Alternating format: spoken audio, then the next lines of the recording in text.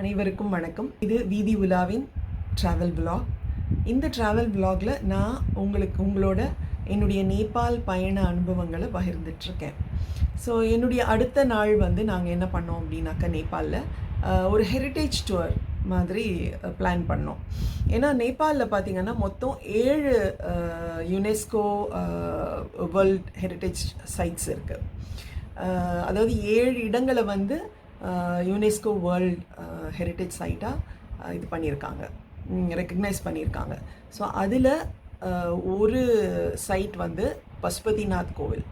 So அந்த பசுபதிநாத் கோவில் முதல்ல போனோம். இந்த பசுபதிநாத் கோவில் ரொம்ப பழமையான ஒரு இடம், ஒரு ரிலீஜியஸ் இடம்னு சொல்லலாம். ஒரு பழமையான ஒரு ரொம்ப ரொம்ப ரொம்ப முக்கியமான ஒரு பிளேஸ்ன்னு சொல்லலாம். இதுவும் நான் சொன்ன மாதிரி one of the UNESCO world heritage சைட்டாக ரெஜிஸ்டர் பண்ணப்பட்ட ஒரு இடம். இது காத்மாண்டுவில் இருக்கிற பாக்மதி ரிவர், அந்த ரிவரின் பேங்க்கில் இருக்குது. அந்த ரிவர் பக்கத்தில், அந்த கரையோரத்தில் இருக்கிற ஒரு கோவில் இந்த பசுபதிநாத் கோவில். பசுபதிநாத் கோவில் பார்த்திங்கன்னா ஒரு பகோடா ஸ்டைலில் கட்டியிருக்காங்க. ஸோ இது ஒரு மெயின் பகோடா இருக்குது. அது தவிர அதை சுற்றி 518 மினி பகோடாஸ் இருக்குது. ஸோ இது மொத்தமும் சேர்ந்து ஒரு கோவில். இதுதான் அந்த பசுபதிநாத் கோவில். ஸோ இந்த கோவில் பார்த்திங்கனாக்கா, இந்த கோவில் ஸ்தலம் பார்த்திங்கனாக்கா, ஸ்கந்த புராணத்தில் சிவஸ்தலம்னு மென்ஷன் பண்ணியிருப்பாங்க இல்லையா, அதில் அந்த அத்தனை ஸ்தலங்களில் ஒரு ஸ்தலம் இதுவும், இந்த பசுபதிநாத் கோவிலும் ஒன் ஆஃப் த ஸ்தலம். அதில் இந்த ஸ்கந்த புராணத்தில் மென்ஷன் பண்ண ஸ்தலங்கள். ஸோ இந்த கோவில் நான் ஏற்கனவே சொன்ன மாதிரி ஒரு one of the main religious ஸ்தலம் இல்லையா, ஸ்கந்த புராணத்தில் மென்ஷன் பண்ணப்பட்ட ஒரு ஸ்தலம். இது பாடல் பெற்ற ஸ்தலங்கள்னு சொல்லுவாங்க. அதில் தேவார பாடல் பெற்ற ஸ்தலங்கள்னு சொல்லுவாங்க. அதில் இதுவும் ஒரு ஸ்தலம், தேவார பாடல் பெற்ற ஸ்தலம். அதே மாதிரி இந்த கோவில் பார்த்திங்கன்னா நம்ம இன்னும் 4 டிஃப்ரெண்ட் கோவில்களோட கனெக்டட். ஸோ இந்த 5ம் ரொம்ப இம்பார்ட்டண்ட்டான சிவஸ்தலங்கள், தேவார பாடல் பெற்ற ஸ்தலங்களாக கருதப்படுது.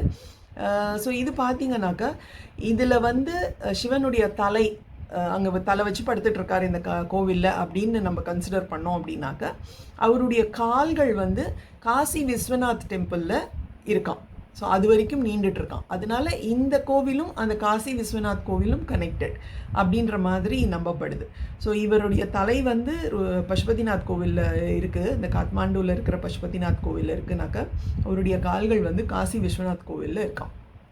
ஸோ அதனால் இந்த கோவிலும் அந்த கோவிலுக்கும் நடுவில் ஒரு படுத்துட்ருக்கிற மாதிரி ஒரு நம்பிக்கை இருக்குது. இந்த கோவில் நான் ஏற்கனவே சொன்ன மாதிரி இன்னும் சில கோவில்களோட கனெக்டடாக இருக்குதுன்னு சொன்னேன் இல்லையா. அது என்னென்னா கேதார்நாத், ருத்ரநாத் கல்பேஸ்வர், மத்திய மகேஸ்வர், அதுக்கப்புறம் துங்காநாத், இத்தனை கோவில்களோட கனெக்டடாக இருக்கான் இது. அதே மாதிரி காசி விஸ்வநாத், இந்த கோவில்கள் எல்லாமே, இந்த 5 கோவில்களுமே கனெக்டடாக இருக்கான். ஸோ இந்த கோவிலில் இருக்கிற அந்த பண்டிதர்கள் இருக்காங்க இல்லையா, அந்த குருக்கள், சாஸ்திரிகள்னெல்லாம் சொல்லுவோம் இல்லையா, அவங்க பார்த்திங்கன்னா யாரும் அப்படின்னலாம் இல்லாமல் ரொம்ப ஸ்ட்ரிக்டாக செலக்ட் பண்ணுவாங்களாம்.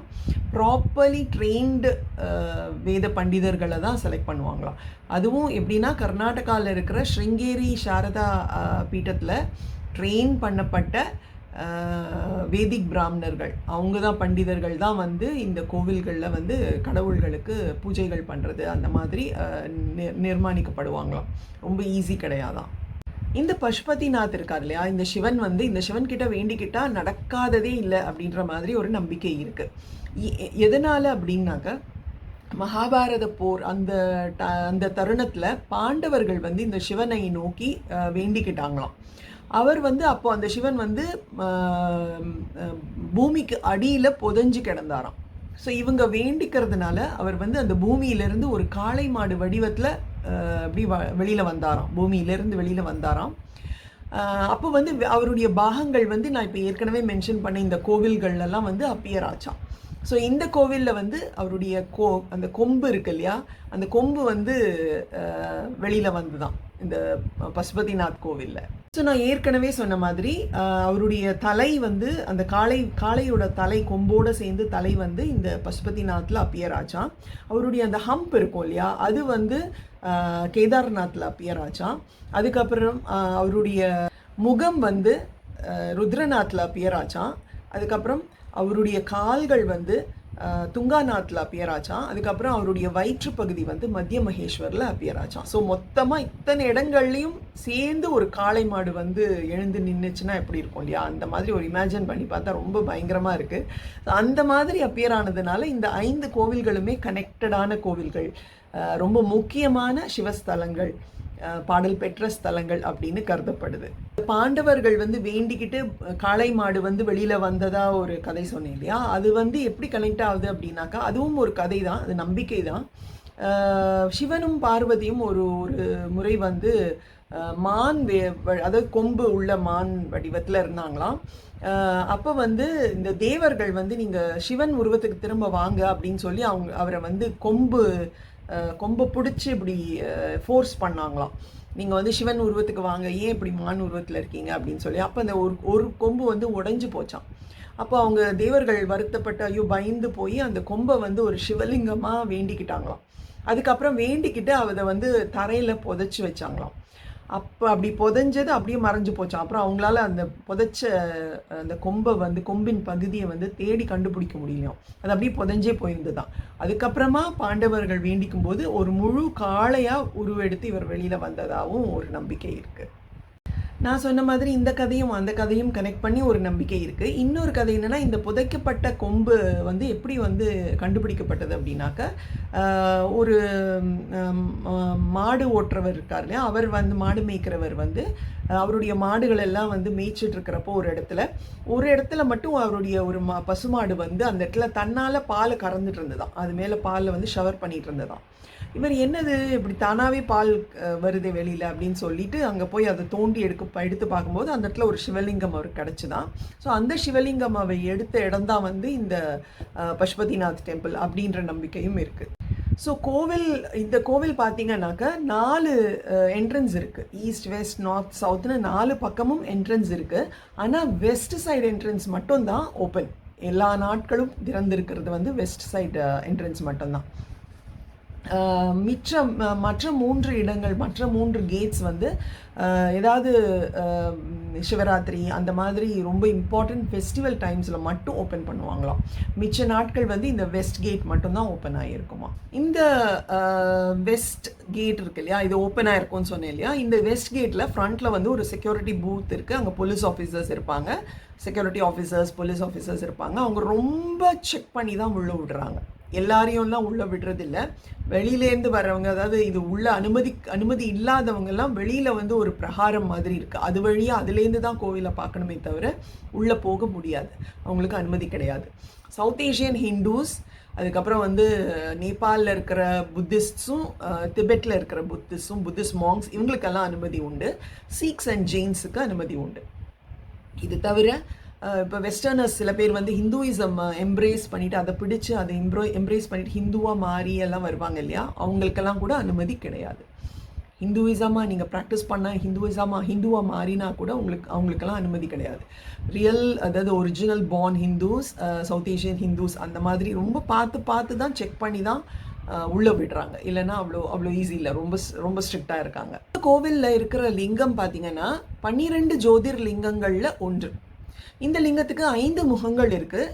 ஈசானா, தத்புருஷா, அகோரா, வாமதேவா, சத்யோஜதா. இந்த 5 முகங்களும் என்ன குறிக்கிறது அப்படின்னாக்க, நம்மளுடைய வாழ்க்கையில் இருக்கிற டிஃப்ரெண்ட் ஸ்டேஜஸ், நம்ம வாழ்க்கையில் நாம் வாழ வேண்டிய, நம்ம ஃபாலோ பண்ண வேண்டிய பிரின்சிபல்ஸ், இதெல்லாம் குறிக்கிறது தான் இந்த 5 முகங்கள். ரொம்ப ஸ்ட்ரிக்ட் இல்லையா, கோவில் வந்து ரொம்ப ஸ்ட்ரிக்ட்டு. உள்ளே விடுறவங்களையும் ரொம்ப ஸ்ட்ரிக்டாக இது பண்ணுறாங்க. நமக்குன்னு ஒரு பேகு கொடுத்துட்றாங்க. அந்த பேக்கில் நம்மளோட ஷூஸ், பெல்ட், வாலெட், என்ன ஹேண்ட்பேக், எது லெதரில் பண்ணப்பட்ட எதுவுமே உள்ளே அலவுட் இல்லை.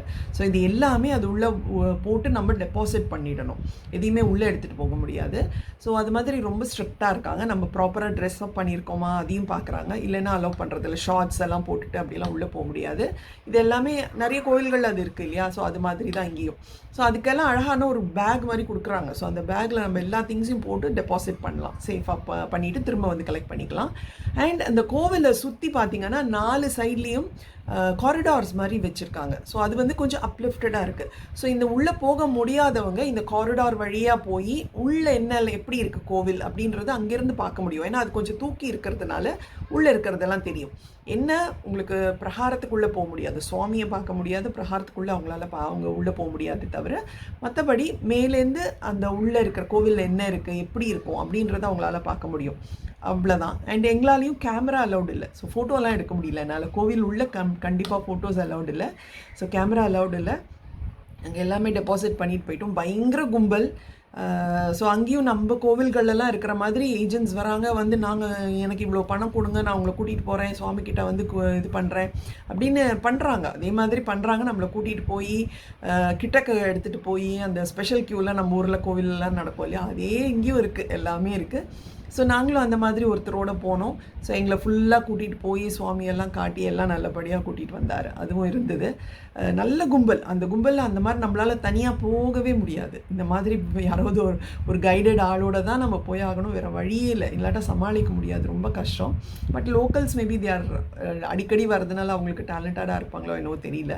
பட்டு நாங்கள் அந்த மாதிரி ஒரு ஆள் வச்சுட்டு தான் உள்ளே போனோம். அதனால் நான் கோவில் போகிற வழி பார்த்திங்கன்னா அந்த என்ட்ரன்ஸே வந்து ஒரு பெரிய காரிடார் இருக்குது, ஸ்டெப்ஸ் இருக்குது, வழியில் இன்னொரு கோவில் இருந்தது, அந்த மாதிரி அதெல்லாம் நான் வீடியோ எடுத்திருக்கேன். அதெல்லாம் என்னால் காட்ட முடியும், கோவில் உள்ள என்னால் காட்ட முடியாது. ஸோ இது வரைக்கும் நீங்கள் பாருங்கள், வெஸ்ட் கேட் வரைக்கும் நான் ஃபோட்டோஸ் எடுத்திருக்கேன். அதை உங்களோட பகிர்ந்துக்கிறேன், பார்த்து என்ஜாய் பண்ணுங்கள்.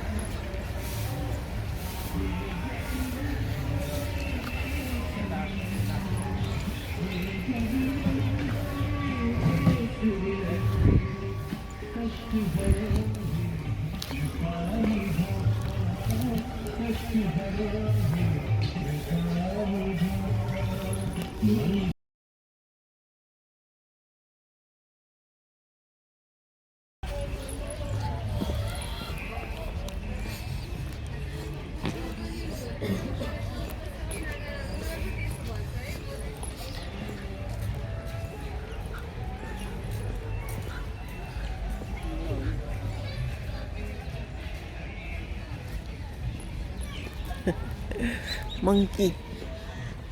What is this? Tourist police.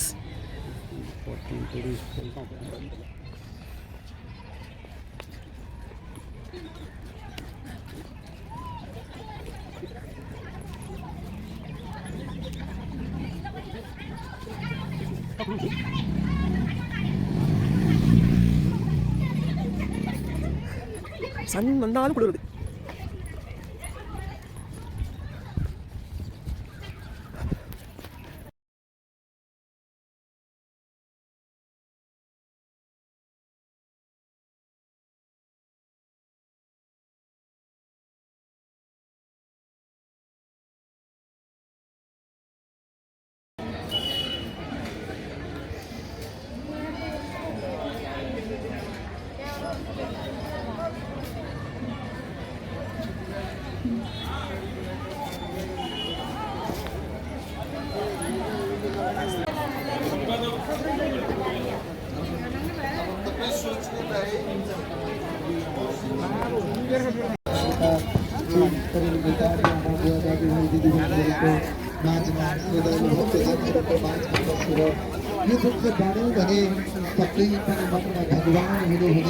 Taman Surya Dadi Bhai Didi Bhai Dili Bhai Didi Khalai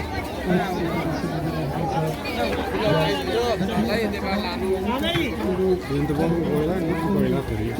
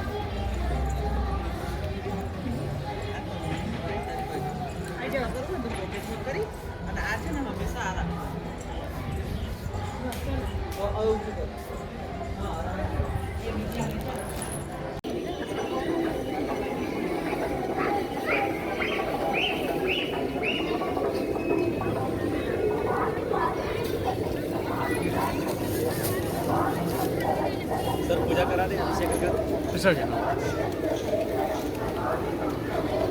चाहते तो अंदर आओ अभिषेक होती है रुद्राभिषेक पंचामृत अभिषेक होता है only for Darshan okay This way, inside yeah inside camera mobile also not allowed okay you put it inside and be careful of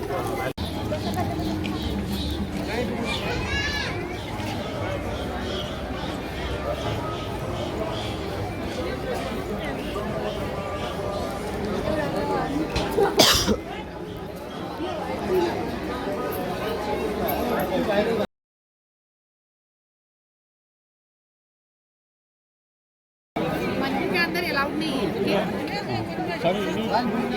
इस line से चलिए just go.